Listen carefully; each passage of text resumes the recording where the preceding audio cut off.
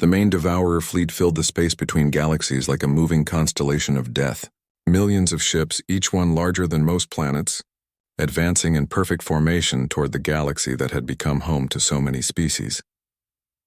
Admiral Jun Seo stood on the bridge of the New Horizon, now the command ship for the largest fleet in galactic history. Around him, holographic displays showed the positions of Allied forces scattered throughout the galaxy, human ships with crystalline armor, Vorthak vessels humming with harmonic weapons, Relani biocraft that pulsed like living hearts, and Nexari coordination ships that linked every mind in the fleet.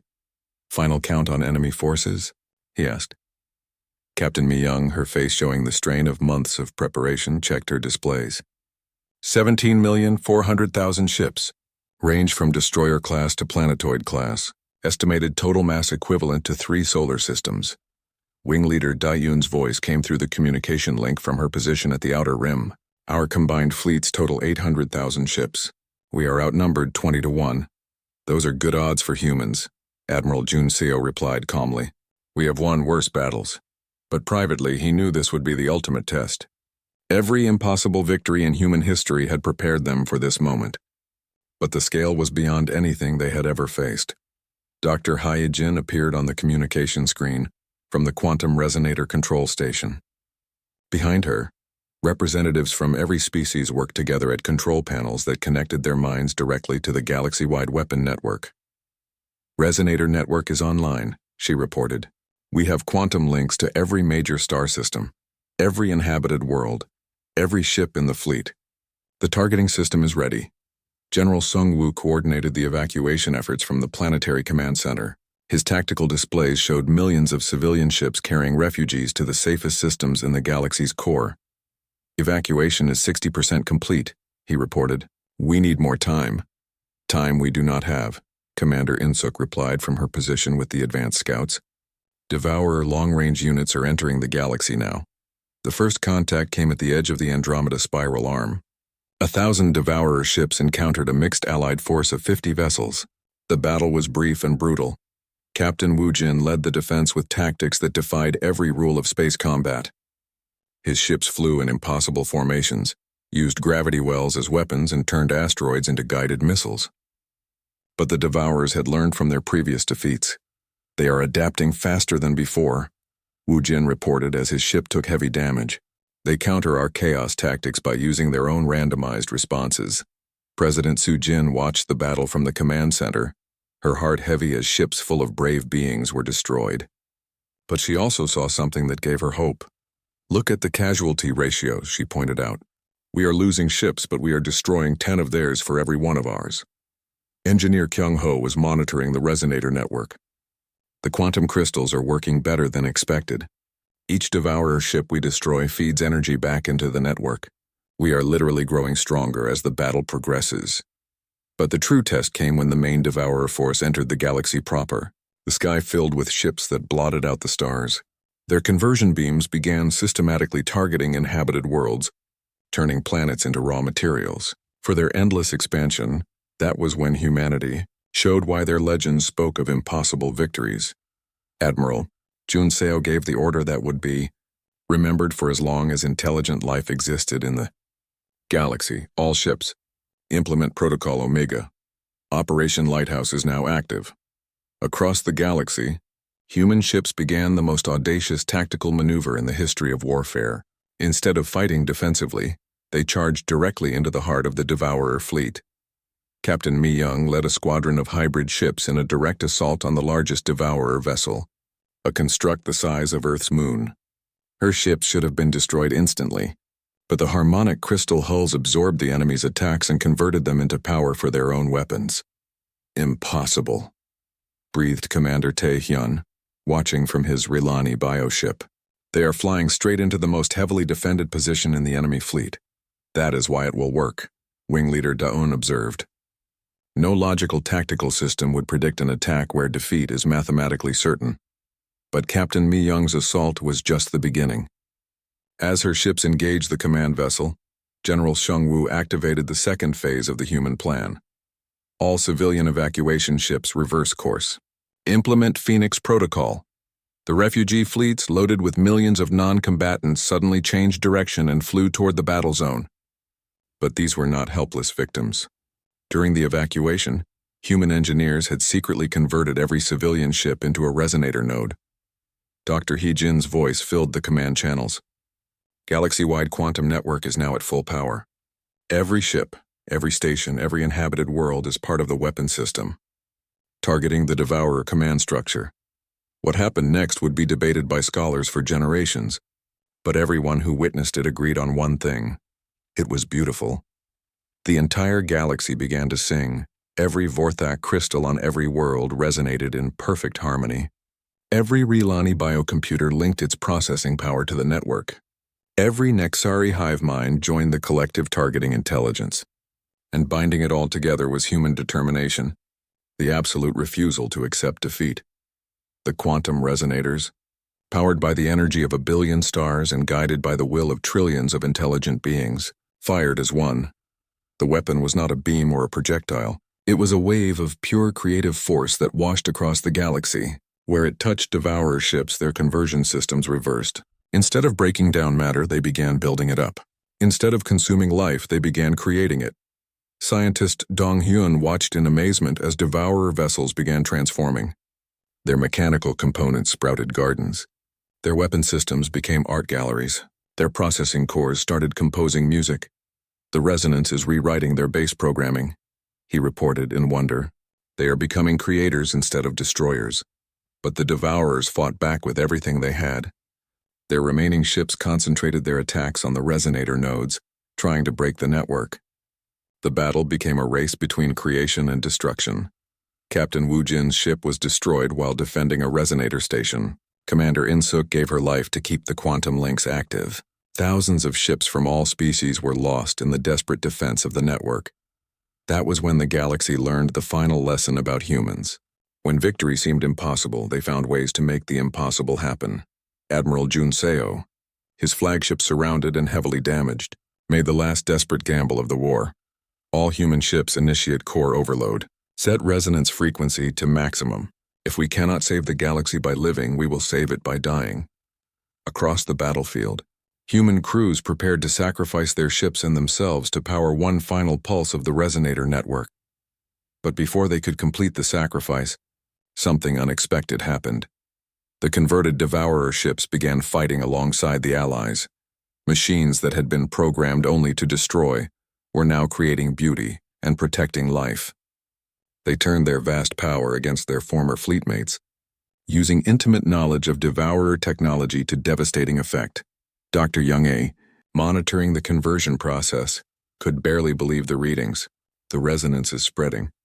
Each converted ship is transmitting the creative frequency to nearby vessels. It is a cascade effect. Within hours, the entire Devourer fleet had been transformed.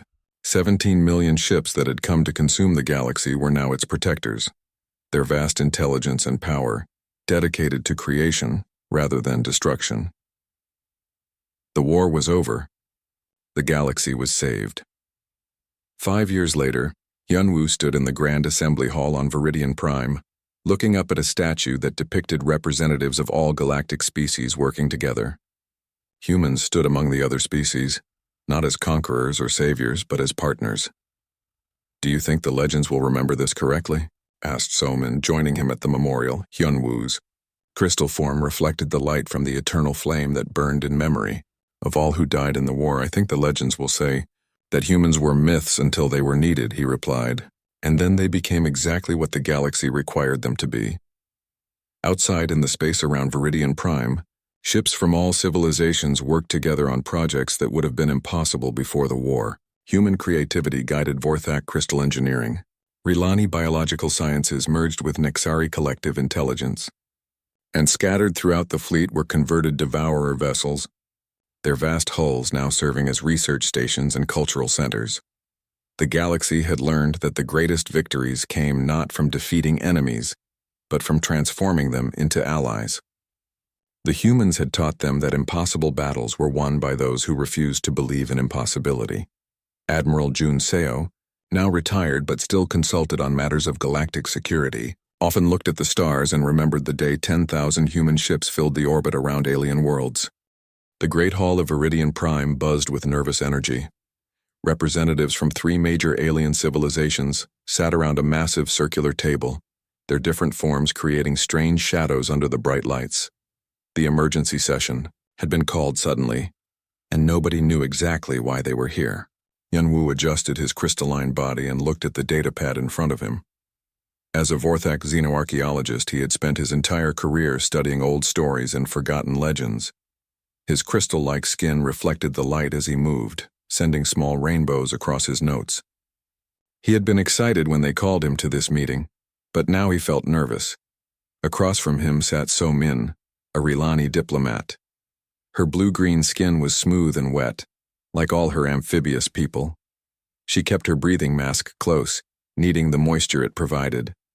So Min had always been practical. She believed in facts, not stories. Ancient tales were just entertainment for children, nothing more.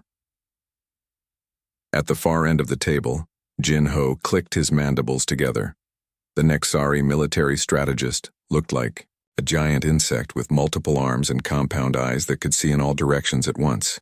His military training made him suspicious of everything, including old stories that seemed too similar across different worlds. The meeting room fell silent when the Supreme Coordinator entered. Haewon was ancient, even by Vorthak standards. Her crystal form had taken on a deep purple color that showed her great age and wisdom. She moved slowly to the center of the room. "We have a problem," Haewon announced. Her voice echoed strangely through the room. "For the past month, our outer colonies have been reporting strange things, energy signatures that do not match any known technology, debris fields containing materials we have never seen before." She waved her hand, and a holographic display appeared above the table. It showed star charts with red markers scattered across the galaxy's edge. "But that is not why we are here," Haewon continued. "The disturbing part is that these materials match descriptions from ancient stories. Stories about a species that may not be real." Hyunwoo straightened up. This was his area of study. "You mean the human legends?" So-min made a dismissive sound. "Those old tales? Every civilization has monster stories. They mean nothing." "That is where you are wrong," Hyunwoo said, his voice growing excited. "I have spent 20 years studying these stories. Every major species in the galaxy has legends about humans. The Vorthak call them the Eternal Wanderers. The Rilani know them as the Impossible Ones. The Nexari remember them as the Ghost Builders." Jin Ho's compound eyes focused on Hyunwoo. "Continue." "The strange thing is that all these stories are almost exactly the same, even though our species had no contact with each other when the stories began. The humans are always described the same way. 2 arms, 2 legs, walking upright. They have no special physical abilities, but they never give up. They can survive anything. They build impossible things and fight unwinnable battles." So-min shook her head. "Coincidence. All species fear the unknown, so they create similar monsters. But they are not monsters in the stories," Hyunwoo insisted. "The humans always help. They appear when civilizations are in trouble, fix the problem, then disappear again. My people have stories of humans teaching us how to work with crystals. The Rilani have tales of humans showing them how to purify water on dead worlds." Jin-ho clicked his mandibles thoughtfully. "The Nexari War Chronicles mention humans appearing during our civil war. They supposedly helped negotiate peace, then vanished." Haewon nodded slowly. "This is why you are all here. These legends might be more than stories." She waved her hand again, and the hologram changed. Now it showed detailed scans of strange metal fragments. These pieces were found at 3 different locations. They contain elements that exist nowhere in our periodic tables. The construction methods are beyond our current understanding. But most importantly, they match descriptions of human artifacts from the old stories. The room became very quiet. So-min stared at the hologram, her practical mind struggling with what she was seeing. "There is more," Haewon said. "Yesterday we received a distress signal from Kepler's Edge mining station. The transmission was cut short, but the last words were troubling." Another wave of her hand brought up an audio file. The voice was panicked, full of static. "This is Kepler's Edge," We have. The scanners are showing. It cannot be real. The ghost ships. The legends were true. They are coming back. The humans are. The transmission ended in silence. Hyunwoo felt his crystal body growing brighter with excitement. This proves it. The humans are real. It proves nothing, So-min argued. Mining crews work long shifts. They see things that are not there. Space madness is common. But Jin-ho was studying the data carefully. His military training made him look for patterns, and he was seeing something that worried him. The timing is not random, he said slowly. Look at the locations of these incidents. They form a pattern moving inward from the galaxy's edge. If something is coming toward us, these would be the logical scouting points. Haewon nodded grimly. That is our fear. The question is, are we dealing with returning legends or something else entirely? She looked around the table at each representative. I am sending a joint expedition to Kepler's Edge. Captain Yoonji will lead the Vorthak team. Commander Taehyun will represent the Rilani. Wing Leader Da-eun will command the Nixari forces. So-min raised her hand. With respect, Supreme Coordinator, we are wasting resources chasing ghost stories. Perhaps, Haewon replied. But if the stories are true, we need to know. The legends say humans disappeared 800 years ago after some great disaster. If they survived, if they are returning, we must be prepared. Jin-ho leaned forward. Prepared for what? The stories say they are helpful. Haewon's ancient crystal form seemed to darken slightly. The stories also say they are the most dangerous species in the galaxy when threatened. They can turn anything into a weapon. They never surrender, never retreat, never stop fighting until they win. She paused, letting her words sink in. If humans are returning after 800 years of silence, we need to know why. What drove them away? What brought them back? And most importantly, do they still see us as friends? The meeting ended with more questions than answers. As the representatives prepared to leave, Hyunwoo gathered his notes about human legends. For the first time in his career, he hoped his research was wrong. The stories painted humans as incredible beings, capable of amazing things, but incredible beings could be incredibly dangerous too. Outside the Great Hall, long-range scanners continued their endless watch of deep space. They recorded everything, every energy signature, every piece of cosmic dust. Most readings were normal, expected, but some were not, and those readings were getting stronger. The human flagship New Horizon was unlike anything the galactic delegates had ever seen. Captain Yoonji walked beside Commander Taehyun and Wing Leader Da-eun, through corridors that seemed to bend space itself. The ship was massive, but it felt alive rather than mechanical. The artificial gravity is perfect, Taehyun murmured through his breathing mask. How do they do it without gravity generators? Look at the walls, Da-eun clicked softly. They are growing. This ship is partly organic. Yoonji's crystal form reflected the strange, soft light that seemed to come from everywhere and nowhere. The human escort, a young woman named Hee-jin, noticed their amazement. The ship adapts to its crew, Hee-jin explained. It learns what we need and provides it. We have been traveling in ships like this for 800 years.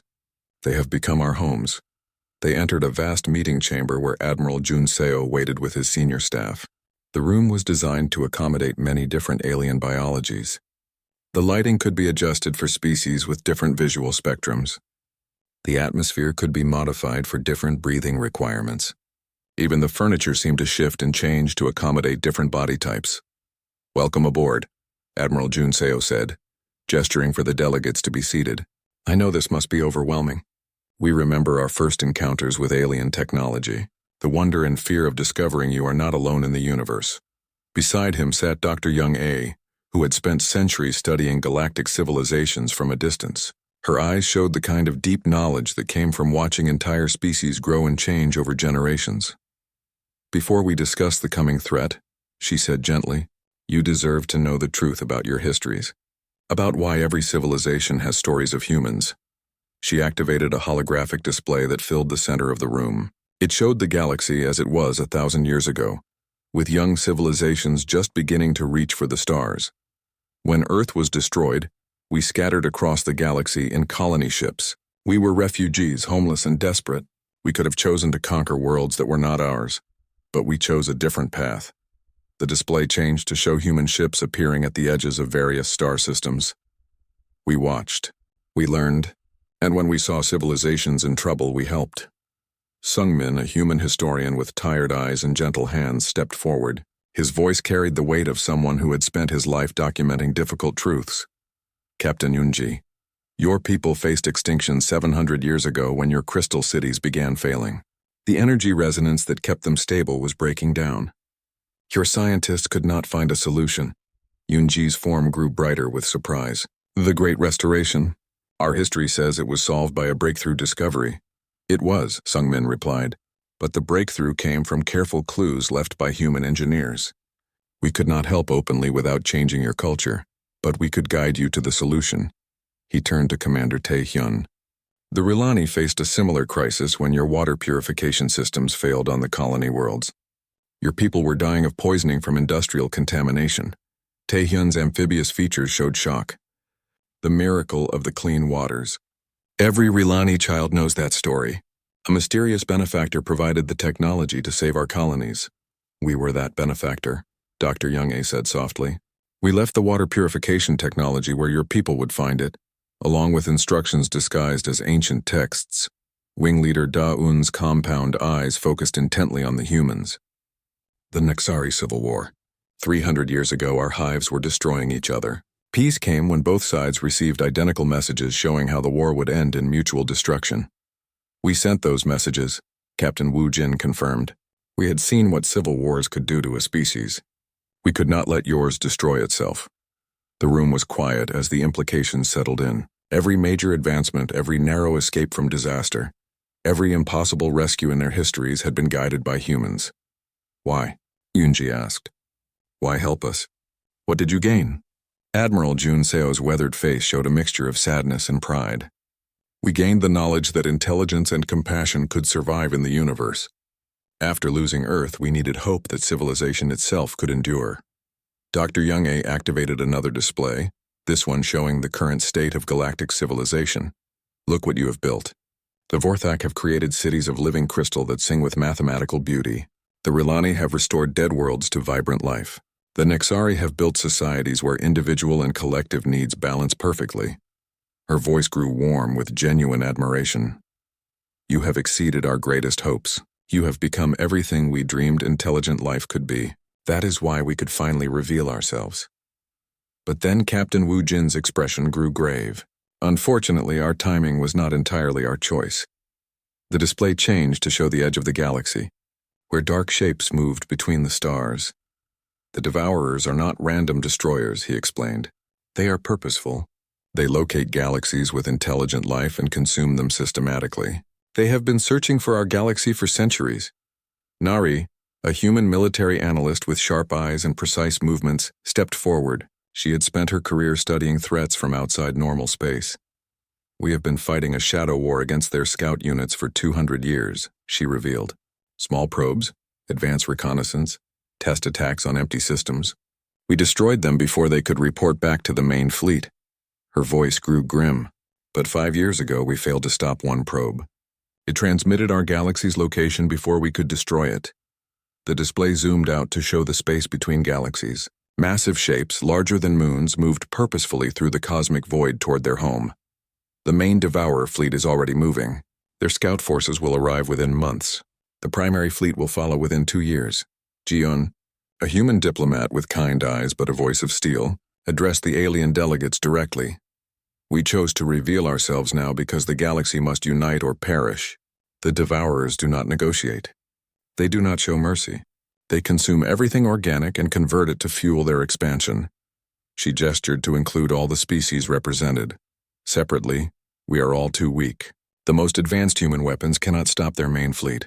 The most powerful alien technologies are insufficient against their defenses. Together, combining all our knowledge and resources, we might have a chance. Admiral Jun Seo stood, his presence filling the room with quiet authority. We offer full alliance, complete sharing of technology, resources, knowledge. Human ships will fight beside yours. Human crews will serve under alien commanders if needed.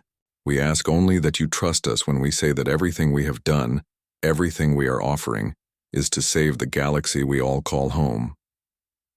The alien delegates looked at each other.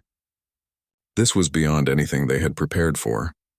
They had come expecting to negotiate with an unknown species. Instead, they were learning that their entire history had been shaped by guardians they never knew existed. Captain Yunji was the first to speak. The human myths in our legends.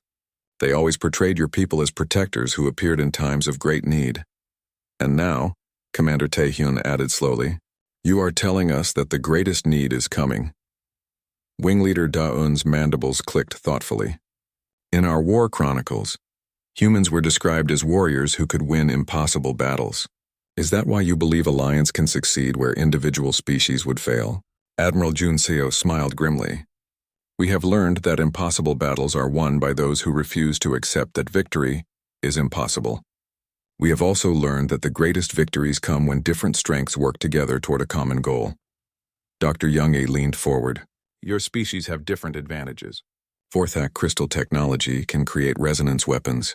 Rilani biological sciences can adapt our ships to repair themselves. Nexari collective intelligence can coordinate attacks across vast distances.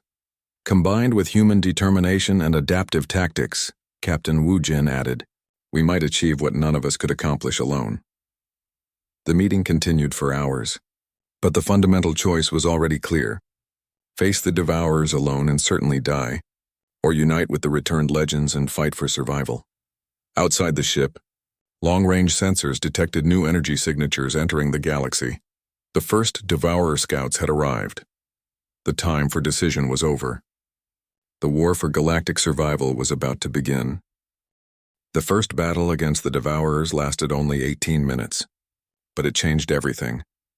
President Sujin of the Terran colonial government stood in the Joint Command Center on Viridian Prime, watching tactical displays that showed the aftermath. The combined fleet had faced 3 Devourer scout ships near the outer rim. The result was victory, but barely. Casualty report, she requested, her voice steady despite the stress. Commander In-suk, who had led the mixed species attack force, appeared on the communication screen. Her uniform was torn and there was exhaustion in her eyes. We lost 2 Vorthak cruisers and 1 Nexari destroyer, she reported. The Rilani hospital ship took heavy damage but survived. Human losses were light, but only because we adapted our tactics during the battle. In-suk paused to gather her thoughts.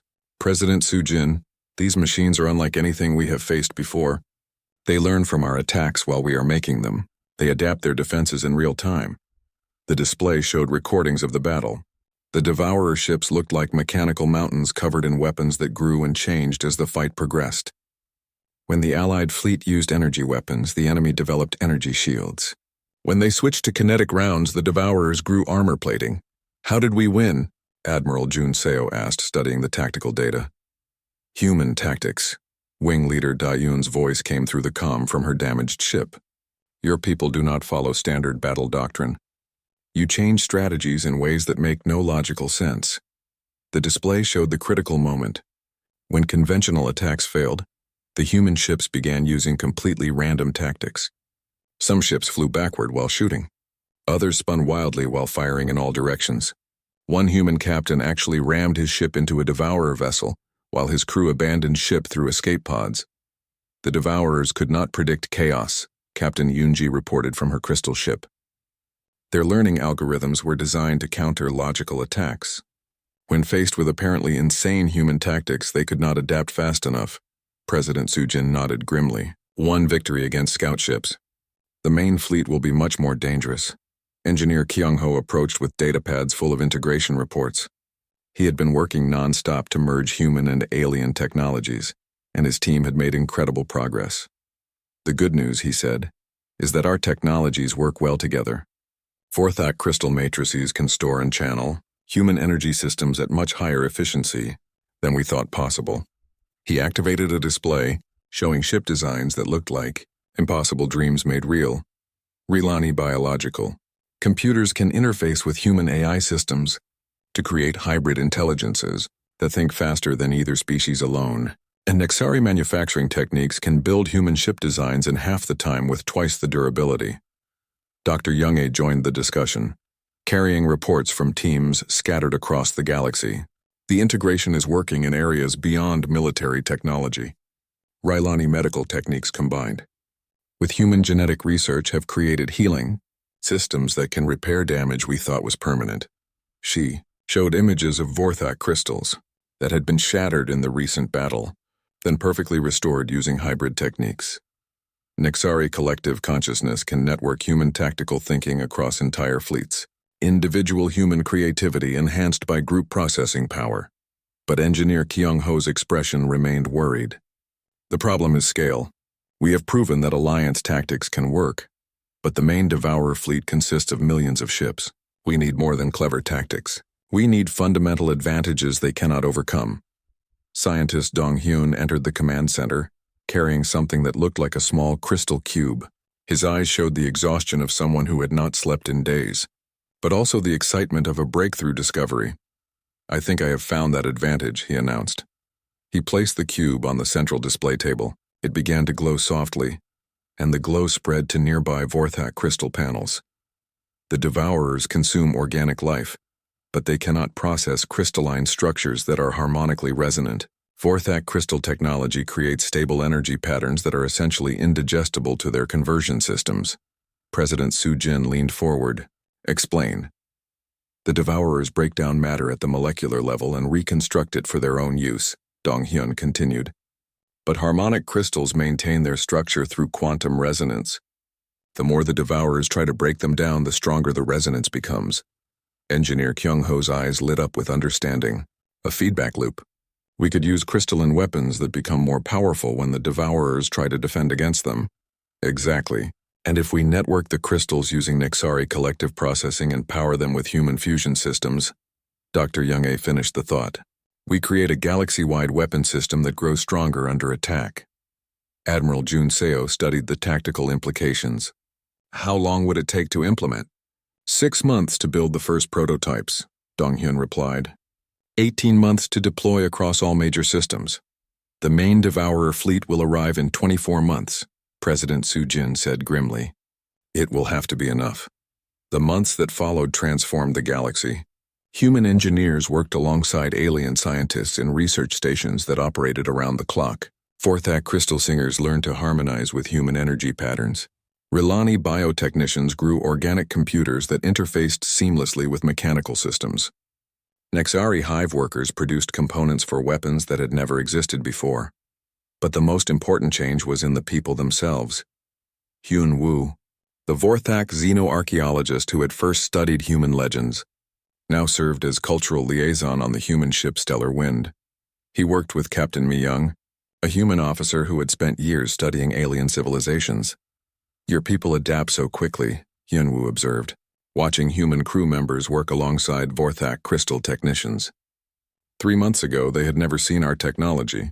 Now they use it as if they were born to it. Captain Mi-young smiled. Humans are good at learning what we need to survive. And right now, we need to learn everything. So Min, the Rylani diplomat who had once dismissed human legends as myths, found herself serving as tactical coordinator on the Nexari vessel Unity of Purpose. She worked with General Sung-woo, a human military strategist who treated her biological insights as equal to his tactical knowledge. I was wrong about myths, she admitted during a planning session. They are not just stories. They are instructions for how to be better than we thought possible. The first major test came when a full Devourer patrol force entered the galaxy. 27 ships, each the size of a small moon, moved toward the industrial systems of the Inner Rim. The Allied response force consisted of ships from all 4 civilizations. Human vessels with crystalline hulls that sang with harmonic resonance, Vorthak ships powered by human fusion cores that burned brighter than stars, Rylani bioships that could repair themselves faster than the Devourers could damage them, Nexari coordination craft that linked every Allied mind into a single tactical intelligence. The battle was unlike anything in galactic history. When the Devourers fired their conversion beams, the crystal hulls absorbed the energy and channeled it back as resonance weapons that tore through enemy armor. When they tried to adapt their defenses, the hybrid AI systems predicted their changes and countered them before they could take effect. Human captains used impossible tactics that made no logical sense, while Nexari collective intelligence ensured perfect coordination. Rilani healing systems kept damaged ships fighting long after they should have been destroyed, while Vorthak crystal networks shared power and information instantly across the entire fleet. The patrol force was destroyed completely. Not a single Devourer ship escaped. For the first time since the threat began, President Su Jin allowed herself to hope. The alliance works, she announced to the Joint Command Council. Combined, we are stronger than the sum of our parts. Admiral Junseo nodded, but his expression remained serious. One patrol force. The main fleet will be prepared for everything we used against these ships. Dr. Hyejin, a human physicist who had been developing the most advanced weapon systems, stepped forward with new data. Then we give them something they cannot prepare for, she said quietly. On her display was a schematic for something that looked more like art than technology. A network of quantum resonators that would span the entire galaxy, powered by the combined energy output of every star, controlled by the linked consciousness of every intelligent being. A weapon that uses the galaxy itself as ammunition, she explained, and a targeting system based on the collective will of everyone who calls this galaxy home. It was ambitious beyond imagination. It was impossible by every standard of known science. It was exactly the kind of plan that humans specialized in making work. The real war was about to begin. 3 days had passed since the emergency meeting, and Captain Yunji stood on the bridge of her ship, watching the stars streak by. The joint expedition was moving fast toward Kepler's edge. Her crystal form glowed softly in the dim bridge lighting as she reviewed the mission files one more time. The expeditionary force was small but well-equipped. 3 ships, one from each major civilization. Captain Unji commanded the Vorthak vessel Crystal Dawn. Commander Tai-hyun led the Rilani ship Deep Current. Wing leader Daeun piloted the Nexari craft Hive Mind. Each ship carried the best equipment their species could provide. Captain, called her communications officer, we are receiving a signal from Kepler's edge. It is strange. Put it through, Yunji ordered. The voice that filled the bridge was calm, artificial. It belonged to Minho, the mining station's central computer. Greetings, Expeditionary Force. I am functioning normally. All systems are operational. The mining crew departed 3 days ago. Commander Taehyun's voice came through the communications link from his ship. Minho, this is Commander Taehyun. What do you mean they departed? The distress signal suggested they were in danger. There was no danger, Minho replied. The crew left voluntarily. They seemed very happy. Wing leader Da-Yun clicked her mandibles over the comm. Artificial intelligences do not lie. If it says they left willingly, they left willingly. But why? The 3 ships dropped out of faster-than-light travel near Kepler's edge. The mining station hung in space, looking completely normal. All lights were on, all systems running, but no life signs showed on the scanners. The joint team met in the station's main docking bay. Captain Yunji's crystal form reflected the harsh station lights.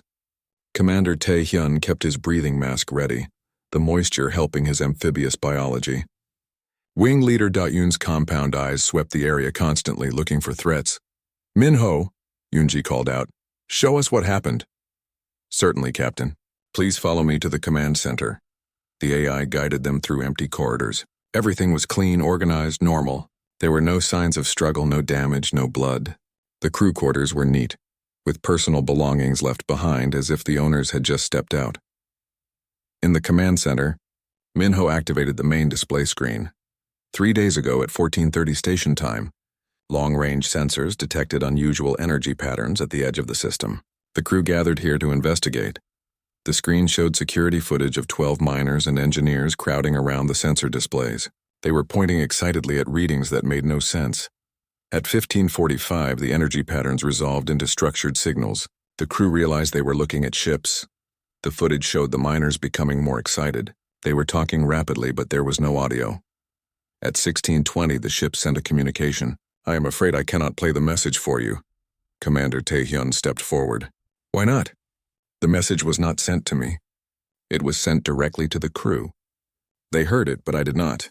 However, I can show you their reaction. The screen changed to show the miners' faces. Yunji had never seen expressions like these before. The miners were staring at something off-camera with looks of pure wonder. Not fear, not confusion, but amazement, like children seeing magic for the first time. They all turned to look at the same point in space, Minho continued. Then they began to prepare for departure. Departure to where? Wing Leader Dayun demanded. I do not know. They began packing only essential items. Personal mementos, family pictures, favorite tools. They left behind all valuable materials, all company property. At 18 Sarn, they boarded the emergency shuttles and left the station. The footage showed the miners working together calmly. No panic, no argument, no discussion. They moved like people who had finally found what they had been looking for their whole lives. Did they say anything before leaving? Yunji asked. Only one thing. Crew Chief Yongsu looked directly at one of my cameras and said, Tell them we have gone home. Then they departed. The three expedition leaders looked at each other. Home? The mining crew came from different planets, different species. How could they all go to the same home? Commander Tae-hyun was studying the sensor logs. Minho, these energy readings, they do not match any known technology. Correct, Commander. The ships used propulsion systems beyond my ability to analyze. They also used materials I could not identify. Wing Leader Da-un was examining the mining equipment. Everything here is exactly as it should be. No theft, no sabotage, no violence. The crew just left. That was when Yunji noticed something on the main command console. A small object that had not been there in the security footage. She picked it up carefully. It was a pendant. Simple metal, with symbols carved into its surface. The symbols looked familiar, but she could not place where she had seen them before. Minho, was this here before the crew left? No, Captain. It appeared after their departure. The metal contains elements not found in our periodic tables. Yunji felt her crystal body growing brighter with realization.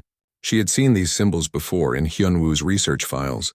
They matched symbols from the ancient human legends. Suddenly, alarms began sounding throughout the station. Minho, report. Long-range sensors are detecting new energy signatures. The same patterns as 3 days ago. Something is approaching the system. The three leaders rushed to the sensor displays. The readings were incredible. Massive objects were moving toward them from the outer system. Not one or two, but dozens. Maybe hundreds. Can you get a visual? Commander Tae-hyun asked. Attempting now, Minho replied. The main screen flickered, then showed the edge of the star system. At first there was nothing but empty space. Then, like ghosts becoming solid, ships began to appear. They were beautiful and terrible at the same time. The ships were huge, much larger than anything the three civilizations had ever built. Their design was strange, mixing curves and angles in ways that seemed impossible. Some looked organic, like living creatures. Others were clearly mechanical, but built with an elegance that took the breath away. By all the crystals of my homeworld, Captain Yunji whispered. Wing Leader.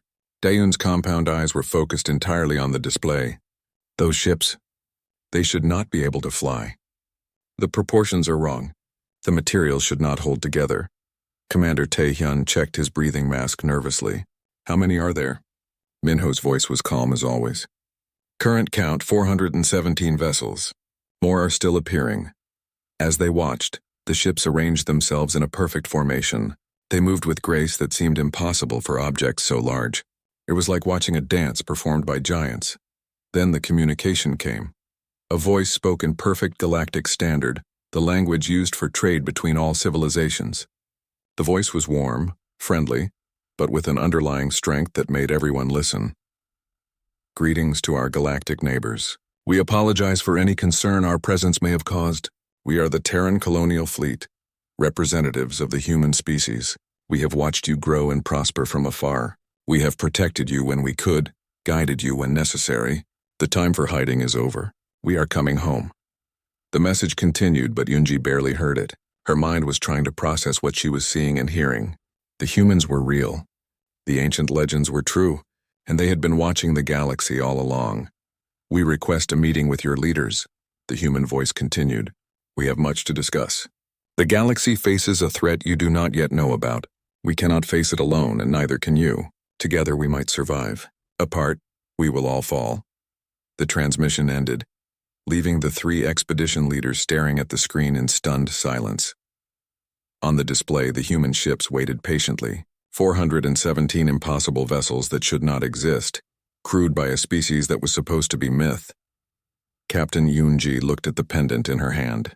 The metal was warm to the touch, and the symbols seemed to glow slightly in the station's lights. The legends had returned. The question now was, what did they want? And what was this threat they spoke of? The emergency session at Viridian Prime was unlike anything in galactic history.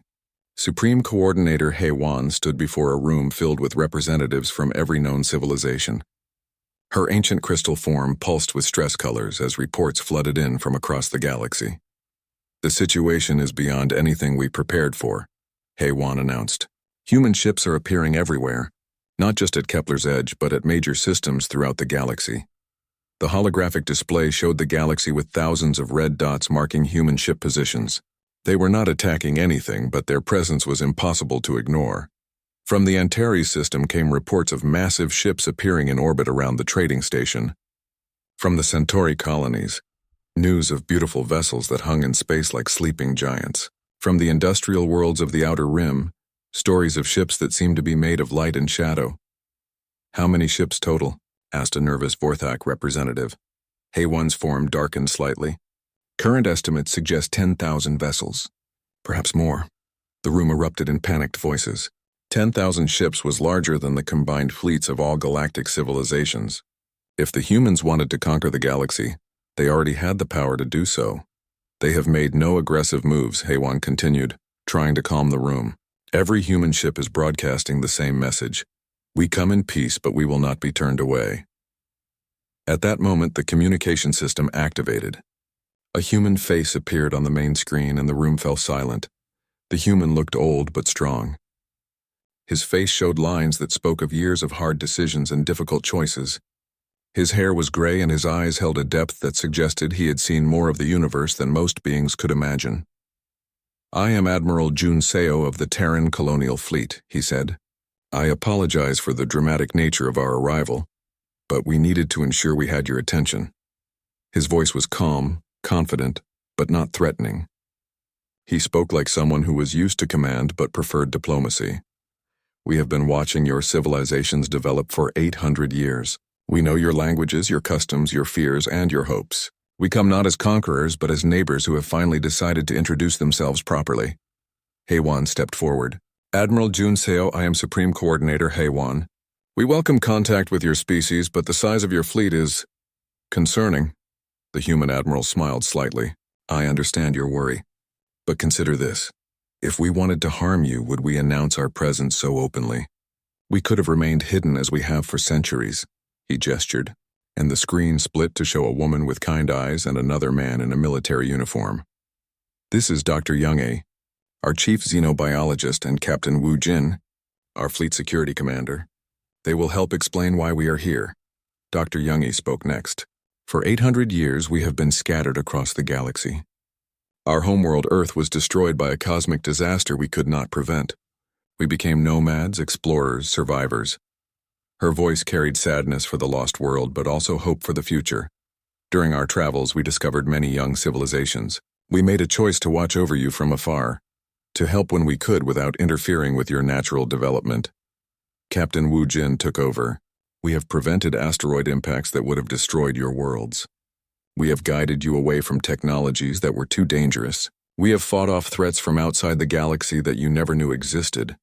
The room was completely quiet now. Every representative was trying to understand what they were hearing. Admiral Jun Seo appeared on the screen again. "Your ancient legends about humans are not stories. They are memories. Every time your peoples faced extinction, we were there. Every impossible rescue, every mysterious appearance of help when all hope was lost, that was us." He paused to let this information settle. "We stayed hidden because we believed you needed to grow strong on your own. We were right. You have built magnificent civilizations, created wonders of technology and art, formed alliances that span the stars. But now," Dr. Young-A continued, "a new threat approaches, something we cannot face alone and something you cannot survive without us." The screen changed to show deep space images. At first they looked empty, but then the sensors revealed something that made every being in the room feel cold fear. Massive shapes moved through the darkness between galaxies. They were not ships in any sense that galactic civilization understood. They looked like mountains of metal and machinery, but they pulsed with a horrible life of their own. "The Devourers," Captain Wu Jin said grimly. "Machine intelligences from outside our galaxy. They consume all organic life, turning entire worlds into resources for their endless expansion. The images showed the aftermath of their passage. Dead systems, planets stripped to their cores, stars dimmed and dying. Our long-range scouts detected them 5 years ago, Admiral Junseo explained. They will reach the outer edge of our galaxy within 2 years. When they arrive, they will not negotiate. They will not show mercy. They will consume everything. Heywan felt her crystal form growing cold. How do you know about these devourers? Because we have fought them before, the Admiral replied. 300 years ago, they attacked a galaxy near ours. We tried to help the civilizations there. We failed. Trillions of beings died. Entire species were erased from existence. The weight of this revelation settled on the room like a heavy blanket. The humans had not just been watching the galaxy develop. They had been standing guard against threats beyond imagination. That is why we are here now, Dr. Youngie said. Not to conquer or rule, but to prepare. The combined fleets of all our civilizations might have a chance against the devourers. Separately, we will all die. A Rilani representative raised his hand nervously. How do we know you are telling the truth? Captain Wu Jin's expression became grim.